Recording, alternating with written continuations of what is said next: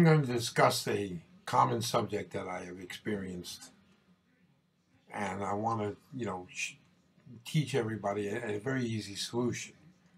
We are all in different terms confronted with problems, whether taking a test, translating a word problem, or faced with a situation. But I've always believed that the best way to solve a problem is to do exactly what the problem says. I'll give an example. My grandson recently had a problem that he got for homework that he said that most of his class, his third grade class at a public school which he attends in New York City, was confused. And the problem is this. Mother goes to the store and buys a half a gallon of milk. She comes home, takes the half a gallon of milk, and pours the entire gallon of milk into 8 glasses with the same amount and puts it on her table. She then tells her 4 sons that she wants them to drink the same amount of milk.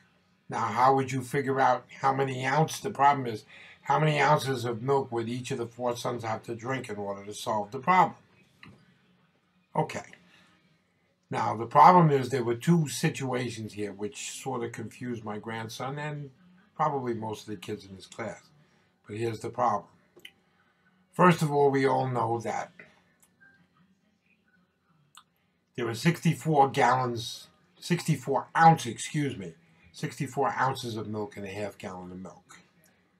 2 pints, 1 quart, 4 quarts, 1 gallon. Each quart, a half gallon of milk is 2 quarts, which is 32 times 2.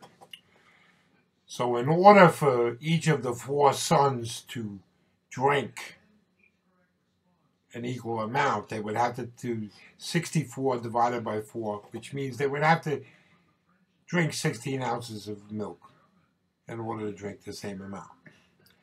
The fact of the matter that the mother took the half gallon and poured into 8 glasses with the same amount of milk has nothing to do with the solution of the problem. It confused my grandson, it confused most of the children in his class, which I subsequently found out. But the question is, when you read a problem, you have to be able to do what the problem says.